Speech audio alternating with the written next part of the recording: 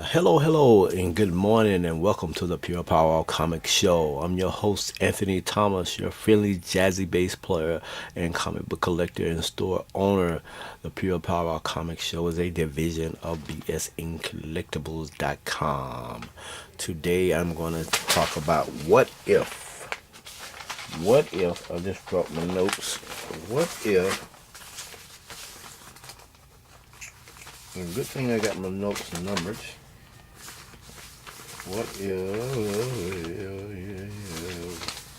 What if Marvel and what if DC,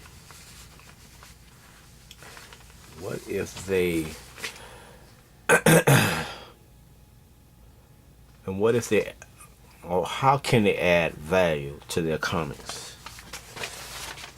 How can Marvel and DC add value to their comics of this day and age? How can they add value to their comics? Here we go. I got my pages all mixed up. I got topics galore.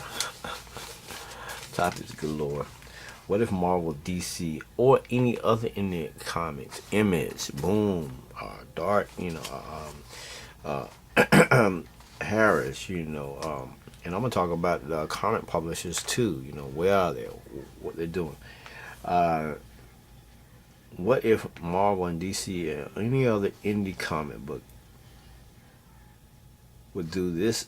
If they did this particular, and I know I got showcased before you is the Immortal Hulk graphic novel. Love the book. Reading the book, awesome. And I'm gonna do a story time on that book there. So, but it's an awesome book, and I like it as a backdrop. So, it's gonna be there while I'm talking to you. Like the Hulk is grabbing for, the Marvel comics. The Hulk is grabbing for DC. Hulk is grabbing for the Indians and say, "Let's do this." And Marvel has did this in this particular book as far as great storyline and great art. That's how you can. That's one way you can add value to your books. Is great storyline, great art.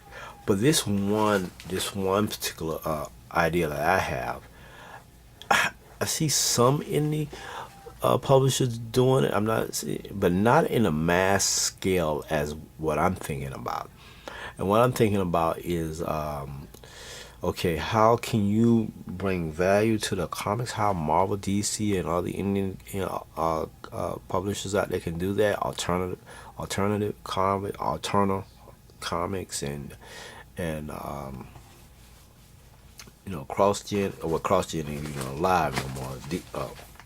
Walt Disney bought them.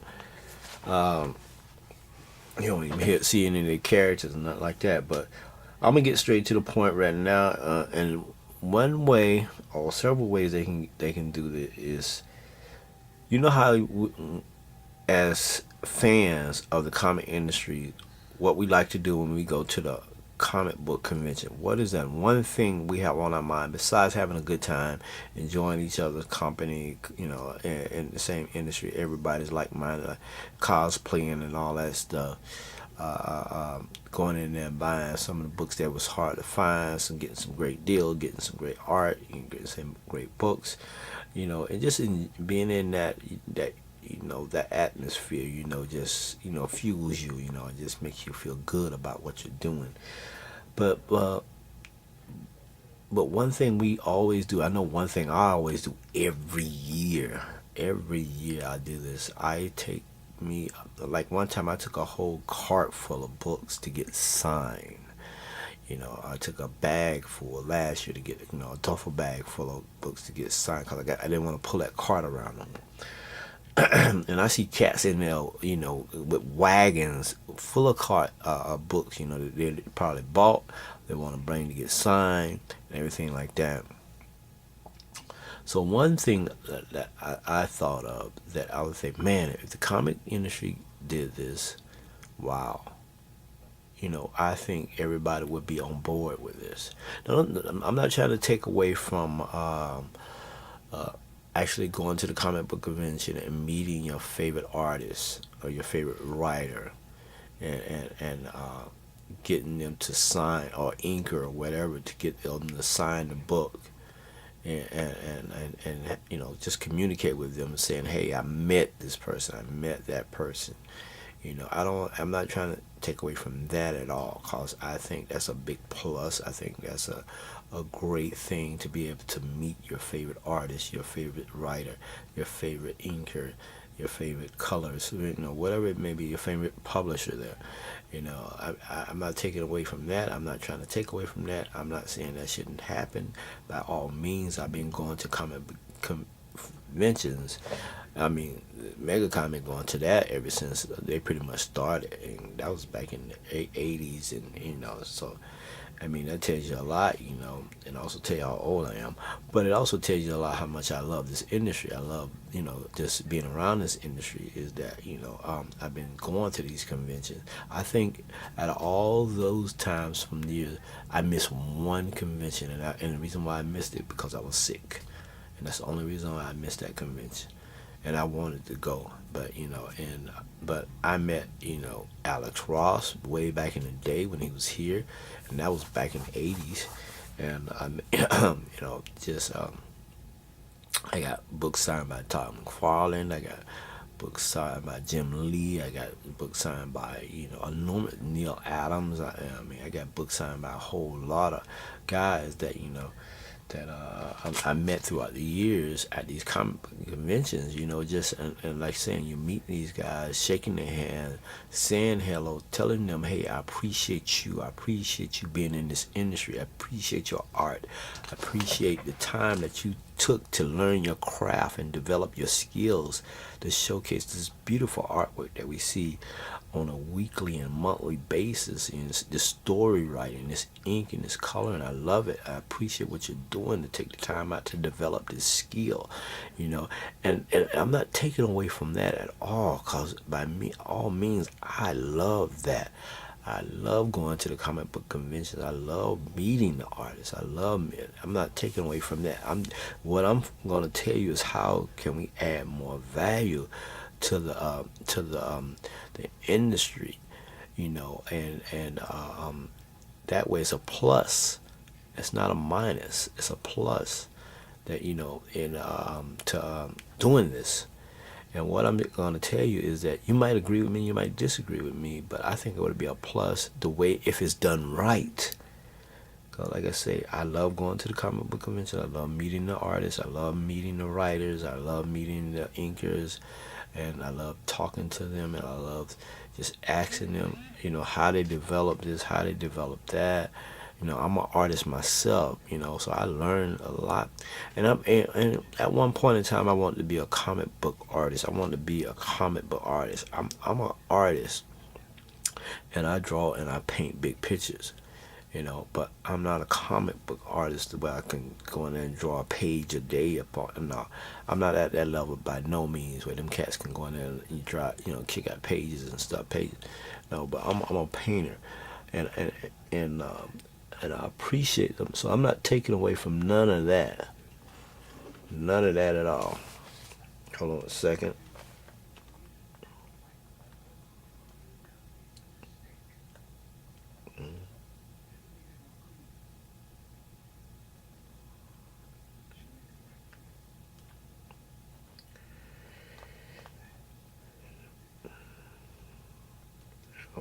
Okay.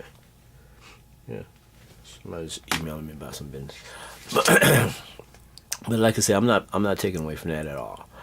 So this is what I'm going to share with you, and you can and before I forget, please subscribe, and hit the bell icon and give me a thumbs up, thumbs down, and leave a comment and all that good jazz and stuff. What everybody asks and stuff and all that.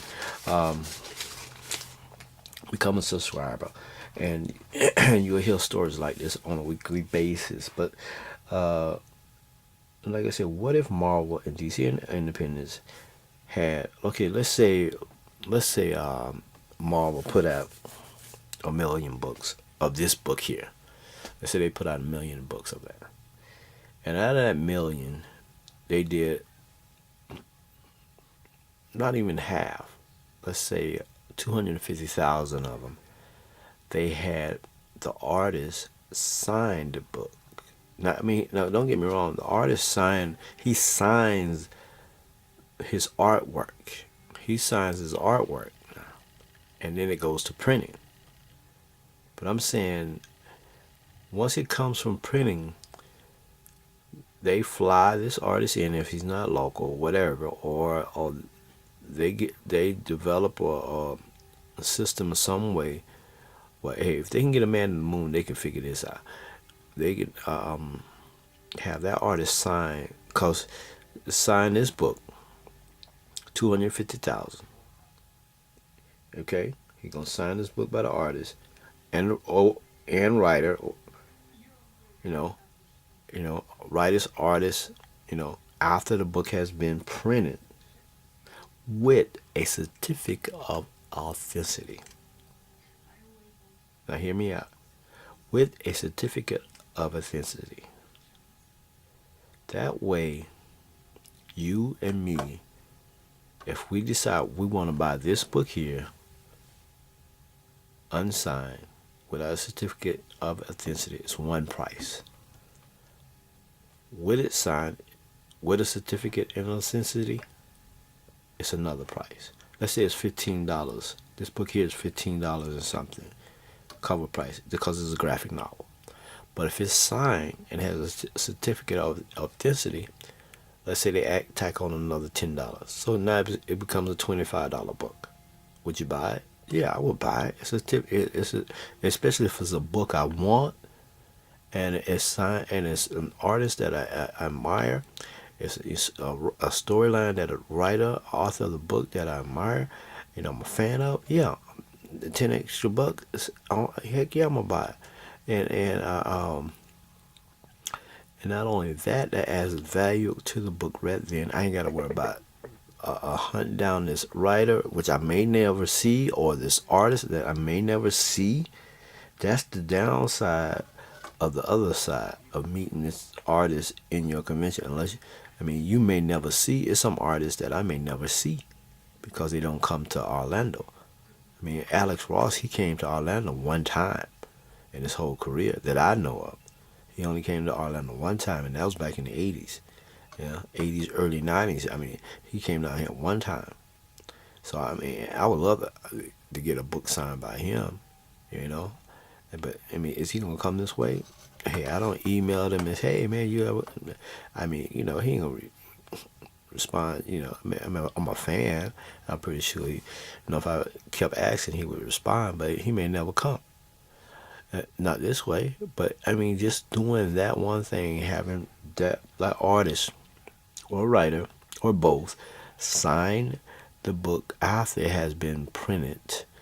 They do their signature. You can always get special labels. They can get special labels that they could put on the book, and saying, okay, this is the artist's signature. They can mail these special labels to the artist. The artist can sign these labels. They can mail it back to the publisher. The publisher can stick them on the book permanently, just like they do. And you know why I know they can do this? Because the sports cars industry been doing it for years. They've been doing this for years. This ain't nothing new to them. They've been getting all these players and stuff like that to sign these books. These cars for years. Because they... you look at it. I got tons of cars that I sell all the time that's been pre-signed. That's signed after. You got cars that have been signed before printing. They go to printing, and the sports cars industry, and they already signed. And then you got cars where they have special labels on there, where these labels have been signed by the player, and they sign them there at the publisher's factory, or they mail these labels to the art player, and the player signs them and he mails them back. I'm pretty sure they don't done that, because you got guys that are on the road all the time and everything like that, and these publishers are putting out these sports cars and all that, and they need these players to sign. So they send them a batch of labels to sign. They sign them, and they send the signature back to the label and a special package, and they just do whatever they do to, seal them to the card itself.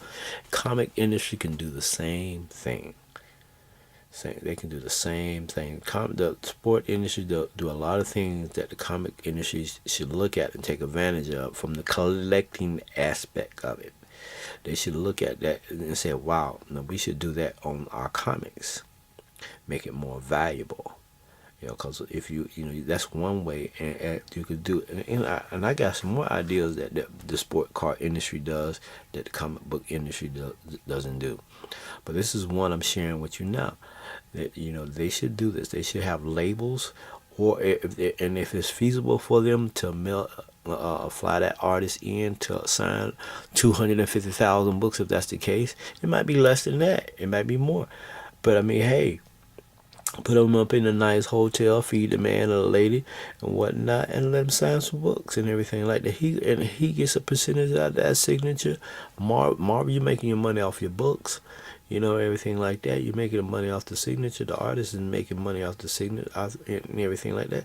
And I'm willing to pay for that, and as a customer. And like I say, the benefit of this is that in some cases, some collectors will never see this artist in their lifetime.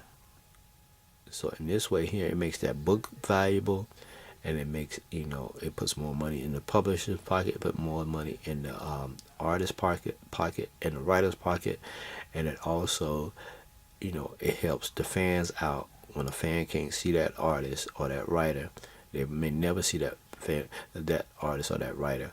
But here you can get a signed book, aftermarket signed book, after printing signed book from this writer and this artist. And this is my tip, this is my what if of the day.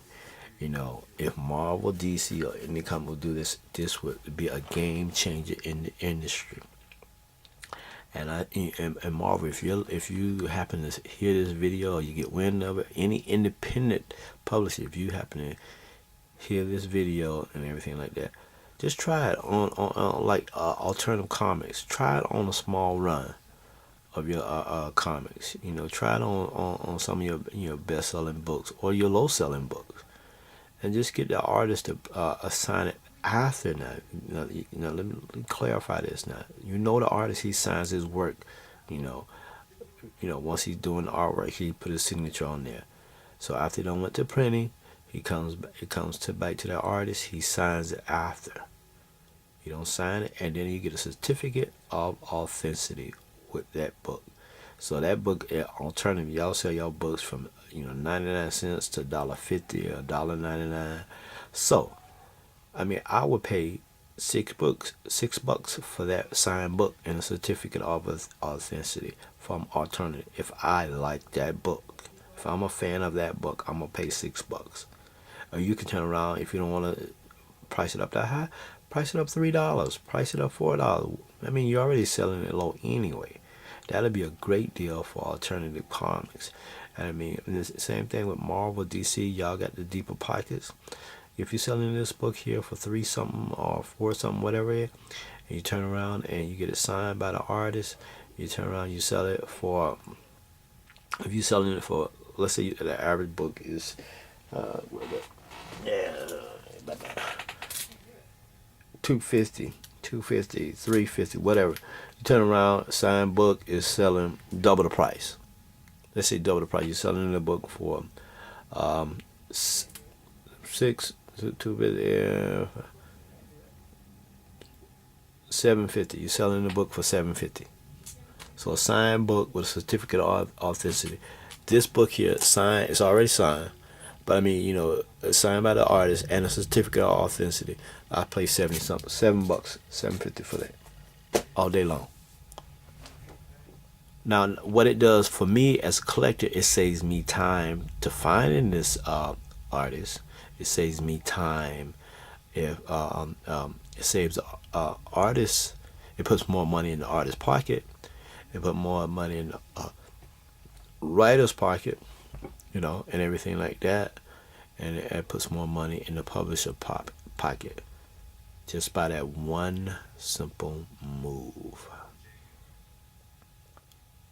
sports cards industry has been doing this for years. Years. It's time the comic book collecting community get on board and catch up. That's my truth for the day. Hulk smash. We'll see you next time on Pure Power Comics. And tomorrow I will be talking about tribute to the greats. Holla if you hear me. Leave a comment.